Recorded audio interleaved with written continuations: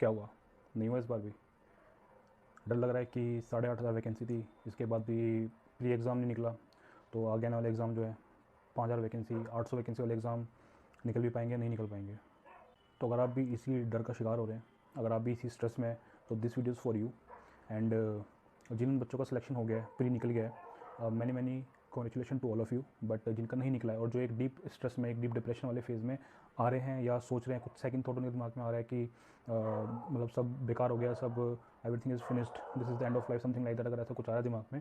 बस 5 से 10 मिनट मेरे को आप दे दो, मेरी बात सुन लो, फिर आपको जो मन करे you can take your call. I mean it's your life, you can take your decision by your own. लेकिन बस 5 से 10 मिनट मेरे को दे दो, so that I can convey my story to you and you can learn from it. तो सबसे पहले तो यार रिक्वेस्ट है उन सभी से जो लोग ये वीडियो देख रहे हैं, अगर आप एक अच्छे जोन में हो, लेकिन आपको पता है कोई आपका फ्रेंड या कोई आपकी फ्रेंड या कोई आपका जानकार जो एक उस वाले फेज़ में है कि he is in stress, he is in kind of depression zone, तो ये वीडियो प्लीज़ वहाँ तक पहुँचा दो। ये हाथ जोड़ के I request you all. Generally मैं अपनी वीडियोज़ में बोलता नहीं हूँ कि मेरी वीडियो को शेयर करो, but this is a very sensitive issue जो एक गवर्नमेंट जॉब वाला जो अब ये दौर चल रहा है, दैट हर एक दूसरे बंदों को गवर्नमेंट जॉब आज के टाइम में तैयारी रखते हैं, क्योंकि आपको पता ही है प्राइवेटाइजेशन और प्राइवेट सेक्टर में किस तरह की चीज़ें हो रही हैं। या तो इंसान बहुत अच्छा अर्न कर रहे हैं या फिर बिल्कुल भी अर्न नहीं कर रहे हैं। डेट्स वाई एक मिडिल क्लास का बच्चा क्या सोचता है कि यार मैं गवर्नमेंट जॉब का एग्जाम देता हूँ and I will secure my future. लेकिन यहाँ पे जिस तरह का कंपटीशन बनता जा रहा है कि आप डिजर्व होने के बाद भी you are not able to select, तो फिर उसके बाद जो डीमोटिवेशन, नेगेटिव थॉट्स, ये सब चीज़ें आती हैं, यार बच्चा संभाल नहीं पाता। क्योंकि अब आप यार हम इस एज में इतने ज़्यादा मैच्योर तो होते नहीं कि हमने दीन दुनियादारी बहुत ज़्यादा देख ली। क्योंकि जैसे अगर कोई बाकी फील्ड है उसमें आपको क्या देखने के लिए मिलेगा कि आप फील्ड वर्क कर रहे हो, कहीं ना कहीं प्रेशर आपके ऊपर आएगा, you will learn things. But यहाँ आपको 4 दीवारें बैठ के पूरे अपने 1 2 3 साल, या बहुत बंदों को 4 4 साल भी लग जा रहे हैं, तो उसकी सोशल लाइफ तो जीरो हो चुकी है ना। मतलब he is not able to think कि बाहर की दुनिया में किस तरह से लोग सोच रहे हैं, और मेरी थिंकिंग प्रोसेस क्या होनी चाहिए, मेरा थॉट प्रोसेस लाइफ के प्रति क्या होना चाहिए, how I should look towards my life की क्या मेरे गोल्स हैं, क्या अचीव होंगे तो क्या मेरे को वहाँ से एक बेनिफिट मिलेगा नहीं मिलेगा, कि ये सारी चीज़ें हम नहीं सोच पाते। एक 4 दीवार में इंसान वही puzzle, DI, arithmetic, advance maths, इन्हीं में रह जाता है यार बच्चा। कहीं उसकी मेंटल ग्रोथ होती है फिर यहाँ पर बैठ के। तो आई रिक्वेस्ट यू ऑल कि अगर कोई ऐसा आपको आपके आसपास ऐसा लगता है कि जिसको इस वीडियो की बहुत ज़्यादा ज़रूरत है, तो please do share this video to everybody. And it doesn't mean कि कोई गवर्नमेंट जॉब की तैयारी कर रहा है तो आप उसी को शेयर करो। कोई भी इंसान जो किसी प्राइवेट फील्ड में भी है या किसी अपने आर्टिस्टिक फील्ड में अपने हथकंडे अपना रहा है, but still is not, she is not able to achieve whatever he और शी वॉन्ट्स टू अचीव, और डिप्रेशन जोन में है, तो ये वीडियो उन तक पहुँचा देना प्लीज़। तो आज इस वीडियो में आपके सारे जो भी मिथ्स हैं, I am gonna bust all of them. जैसे कि मिथ क्या होता है कि लेट्स अगर आपने क्लरिकल एग्जाम क्लियर नहीं हो पाया तो आप मतलब आपने क्लर्क नहीं निकाल पाए तो पीओ तो निकलेगा ही नहीं, या आप तो पीओ का ही नहीं निकल पा रहा तो क्लरिकल तो पता नहीं होगा नहीं होगा। मतलब इस तरह के थॉट्स आते हैं कि अगर ये निकल पा रहा तो ये निकलेगा नहीं निकलेगा। तो सारे all your myths will be Busted. बस 5 से 10 मिनट आप मेरे को दीजिए, जो भी नेगेटिव थॉट्स आ रहे हैं उन पर विराम लगा दीजिए अभी के लिए। 5 से 10 मिनट शांति से मेरी बात सुनिए, और उसके बाद जो भी आपका कॉल है, जो भी आपका कोर्स ऑफ एक्शन है, then you can go for it, there is no issue with that. तो स्टार्ट करते हैं। जैसे कि अभी आपका फेज चला हुआ एक डीप डिप्रेशन में, अभी धीरे धीरे आप जाना स्टार्ट हो गई हो कि जो हमारा माइंड है इट इज़ वेरी मतलब बहुत ज़्यादा वुलनेबल होता है नेगेटिव थॉट्स को लेके। पॉजिटिव थॉट सोचने में उसको टाइम लगता है, लेकिन when it comes to the negative thoughts ये बहुत जल्दी अट्रैक्ट होता है उसकी तरफ कि जैसे कि भाई मेरा कुछ हो पाएगा नहीं हो पाएगा, पता नहीं यार मेरे आसपास के सभी लोग निकलते जा रहे हैं, मैं ही रह जा रहा हूँ, और मेरा यार एक एम था कि मेरी 50-60 हज़ार रुपये की नौकरी लग जाएगी, then I will buy PlayStation, I will buy this jeans, I will buy that car. होता है ना, एक वो एम बन जाता है। लेकिन जब आपका सिलेक्शन नहीं हो रहा था तो आप अपने आप को डिप्राइव फील करते हो, आप अपने आप को फील करते हो दैट कि यार अब आप अगले साल जाकर आपको मौका मिलेगा to get the job, to complete your dreams.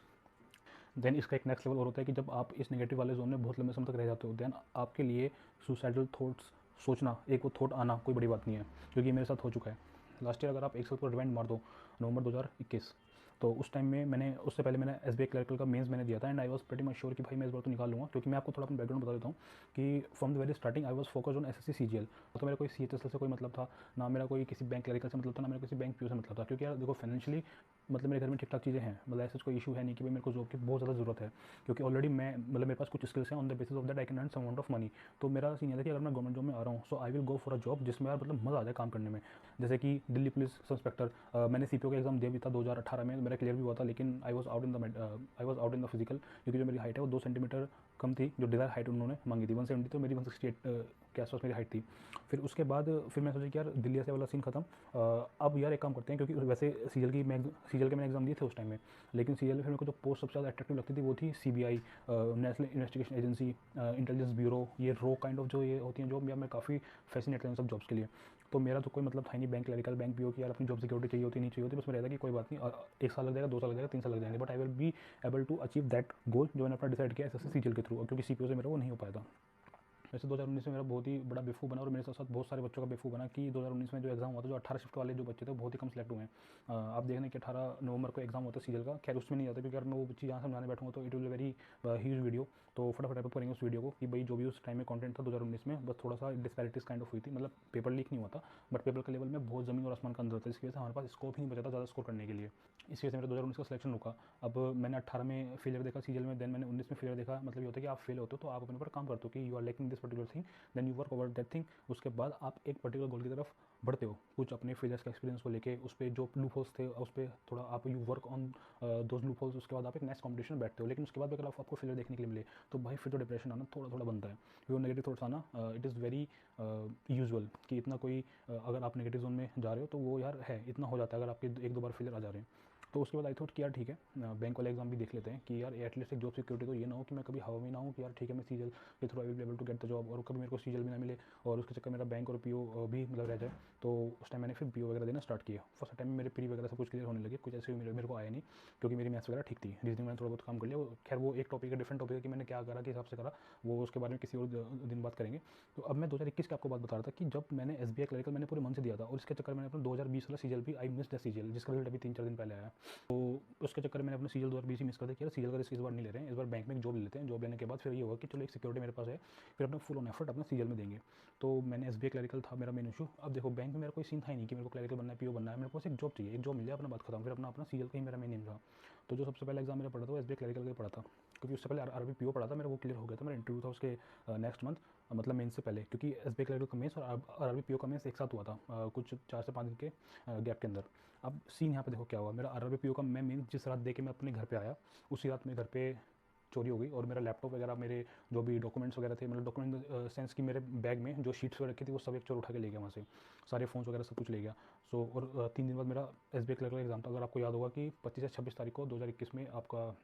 Exam था आरआरबी पीओ का, और एसबीआई को उससे 3 या 4 दिन बाद था शायद, 1 अक्टूबर के आसपास था, सितंबर अक्टूबर, हाँ 1 अक्टूबर के पास एग्जाम था, मतलब 4-5 दिन थे, जिसमें मेरे 2 दिन तो इसी चीज़ में वेस्ट हो गए कि मेरे को कहाँ इन्वेस्टिगेशन के लिए अपना मतलब रिपोर्ट अपनी दर्ज करानी है, फिर वो सब आपको पता ही है legal issues and all that stuff, उसके बारे में बात नहीं कर रहे। तो थोड़ा इंटरेस्टेड हिल गया मेरा कि यार मेरे नोट्स वगैरह मैंने प्रिपेयर किए थे, लैपटॉप मेरी पीडीएफ वगैरह थी, मैंने उनको हाईलाइट किया हुआ था, सब चला गया क्योंकि मैंने उसका बैकअप भी नहीं ले रखा था। अब इस चक्कर में क्या हुआ, एनी हाउ मैं एसबीआई क्लर्क में बैठा, मैंने एग्जाम दिया and I was pretty much sure कि यार निकाल दूंगा मैं, तो मतलब मेरा बहुत अच्छा एग्जाम हुआ था वो एज़ पर मी। फिर उसके बाद जब ये बात हुई नवंबर की, अब मैं इंटरव्यू के लिए मैं जाने वाला था, उससे पहले ही उसका रिजल्ट आ गया एसबीआई का, और जब रिजल्ट आया तो मेरे 89 मार्क्स थे और कट ऑफ गई थी 95। तो मतलब मैं मेरे हाथ पैर दे स्टार्टेड शिवरिंग कि यार मेरा क्लरिकल नहीं हो पाया, क्या मेरा मीन्स हो पाएगा फिर भाई, क्योंकि एसबीआई क्लरिकल वाला मेरा दूसरा एग्जाम था, RRB PO then SBI clerk, उसके बाद तो मेरे 3 एग्जाम पड़े हुए ना अभी, एसबीआई पीओ पड़ा है, आईपीएस पीओ पड़ा है, देन आपका आईपीएस क्लर्क पड़ा है। लेकिन मैं वहीं इतना ज़्यादा शैटर्ड हो गया कि यार जब मेरा क्लरिकल ही नहीं हो पा रहा है तो मेरा पीओ तो क्या ही निकलेगा, और एसबीआई पीओ तो कोई मतलब नहीं बनता निकलने का। तो ये नेगेटिव थॉट्स अट्रैक्ट होते हैं फिर आपकी तरफ, तो ऐसे कुछ मेरे साथ भी हुआ। उसके बाद फिर जैसे जैसे मैंने इंटरव्यू दिया, इंटरव्यू का एक्सपीरियंस मैंने आपको बता रखा है इंटरव्यू वाली वीडियो में, मैं पिन मैं लगा दूंगा उसको आई बटन में, you can watch that video, मेरा क्या एक्सपीरियंस था। तो मेरा इंटरव्यू खैर अच्छा गया था, बट वही था मेरे मेंस में मार्क्स नहीं बने थे आरआरबी पीओ में, क्योंकि इंग्लिश वही इंग्लिश का राडा मेरा हर बार का रहती है, लास्ट ईयर के सारे एग्जाम मेरे जितने रुके हैं सारे इंग्लिश की वजह से रुके हैं। मैथ्स रीजनिंग में कोई इशू नहीं था, जीएस में क्योंकि जीएस में क्या सीन था कि जो मेरे गलत हुए थे एसबीआई क्लरिकल मेंस में, वो मेरे जीएस में मेरे को थोड़ा डाउट लगा था कि यार जीएस में अगर मैं डेली वाली पढ़नी वो करूँ स्टार्ट तो मेरा मतलब मेरी ग्रिप अच्छी हो जाए, क्योंकि मैं सिर्फ मंथली पीडीएफ पढ़ के गया और मेरे इसमें शायद 5 या 6 क्वेश्चन गलत भी हो गए थे। तो आई थॉट कि अगर मैं डेली पढ़ के जाता तो ये क्वेश्चन आराम से हो जाते हैं, क्योंकि वो डायरेक्ट काइंड ऑफ सवाल थे, जैसे आईबीएम था, इंटेल था, कौन सा ऑप्शन था, तो उसमें कन्फ्यूजन हो ही जाता है, लेकिन आप डेली वाले पढ़ते तो वो आपके रिटेन रहते हैं लंबे समय तक। तो उसी के बाद मैंने डेली पढ़ना स्टार्ट किया था फ्रॉम नवंबर दिसंबर जनवरी, ये 3 महीने के अंदर फिर बैठ के मैं फिर आईपीएस पीओ में अपना मेंस के लिए बैठा था। अब देखो इससे पहले नवंबर निकल गया, दिसंबर आने वाला था, अब दिसंबर में मैं आईपीएस का एग्जाम देने के लिए गया, और एग्ज़ाम थोड़ा सा था, टफ आया था एग्ज़ाम वो, बट जैसे पता अगर एग्जाम टफ आ रहा है तो उसकी कट ऑफ भी कम जाने वाली है, क्योंकि इससे पहले मैं 2 अटैम्प्ट आईपीएस क्लर्क के दे चुका था, मेरे कभी भी 90 से नीचे अटैम्प्ट हुए नहीं, लेकिन फर्स्ट टाइम ऐसा हुआ कि मेरे सिर्फ 85-86 अटैम्प्ट हुए। तो थोड़ा लगा कि यार भाई थोड़ा गड़बड़ तो हो गई, अटैम्प्ट कम हुए। तो फिर जब इसका रिजल्ट आया, उसके रिजल्ट से पहले आईपीएस पीओ का एग्ज़ाम हो गया था, जब आईपीएस पीओ का एग्ज़ाम हुआ उसमें मेरी एक पीक्यूआरएस पूरा गलत हो गया था। तो अब उसमें क्या हुआ कि जब आईपीएस पीओ होने के बाद मैं एक डुबे स्टेट में था, क्योंकि नेगेटिव चीज़ों ने मेरे को घेर लिया था कि यार पता नहीं चीज़ें होंगी नहीं होंगी, क्लियर होंगी नहीं होंगी, whether I will be able to clear the exam और नॉट, तो इस तरह के थोड़ा आने लगे थे। फिर उसके बाद जैसे ही आईपीएस क्लर्क का मेरा आया रिजल्ट, मेरा वो एग्ज़ाम नहीं हुआ क्लियर, उसके कुछ टाइम बाद या तो SBI PO का पहले आ गया था, फिर IPS क्लर्क का पहले आया था। इसमें से कोई एग्जाम मतलब इसका रिजल्ट पहले आया था, मुझे exact number I don't remember. तो SBI PO मेरा रुका था 63 कट ऑफ गई थी, मेरे 62.75 मार्क्स थे, सिर्फ 0.25 से मेरा रुका था वो। मैं और ज़्यादा हिल गया मैं, मतलब देख रहा हूँ बैक टू बैक जो फेलियर आया ना, मेरे मेरी मानसिक स्थिति एकदम ध्वस्त हो गई थी उस टाइम में कि भाई सब बेकार है। अब अगर आप मेरे से 4-5 पहले महीने की बात अगर मेरे से पूछोगे, जैसे कि मान लो मैं RRB PO के टाइम पे था, तो मेरे दिमाग में बस ये था कि मुझे बैंक में एक जॉब लेनी है, लेकिन वो मैं लूप में फंसते कहाँ फंस गया, यार ये भी नहीं निकला तो ये भी नहीं निकलेगा, अगर ये भी नहीं निकलेगा तो ये भी नहीं निकलेगा। मतलब मैं 4-5 चीज़ों को एक साथ लेके सोचने लगा, जबकि मेरा बस एम ये था भाई 6 एग्जाम हो रहे हैं और बस एक निकालना है, कोई दिक्कत नहीं हो रहा ना, तो कॉन्फिडेंट रहे अपने अंदर, जो कमी है उसको लेके बैठ और उसी को परफॉर्म करके आप अपने जो भी तेरे मेंस के एग्जाम हो रहे हैं। अगर मेरे को दिख रहा है मेरी GS में वहाँ पे 4-5 क्वेश्चन एक्स्ट्रा गलत हुए हैं, तो मैंने GS पे काम करना स्टार्ट कर दिया, क्योंकि वो फर्स्ट फेलियर था। लेकिन जब बैक टू बैक फेलियर आने लगे ना, तो मेरा दिमाग एकदम हिल गया वहाँ से। ना तो मैं अपना एफर्ट दे पा रहा था फिर GS में प्रॉपर, क्योंकि पढ़ तो रहा हूँ मैं, लेकिन उनको बहुत टाइम लग रहा है पढ़ने में, क्योंकि डिस्ट्रैक्शन बहुत ज़्यादा हो रहे हैं। कभी नेगेटिव थॉट्स आ रहे हैं कि सब बेकार है लाइफ, मतलब मैं सही बताऊँ तो सुसाइडल थॉट्स आने लगे थे। And I try to attempt suicide also, but anyhow बोलते हैं ना कि जो होता है बढ़िया के लिए होता है, कुछ ना कुछ आपके सामने ऐसा आ जाता है कि आप एक अच्छी राह पे आ जाते हो ऑटोमेटिकली। तो वो ऐसा कुछ हुआ, मैं बताऊँगा किसी और वीडियो में, कि यहाँ बताऊँगा तो वीडियो बहुत लंबी हो जाएगी। तो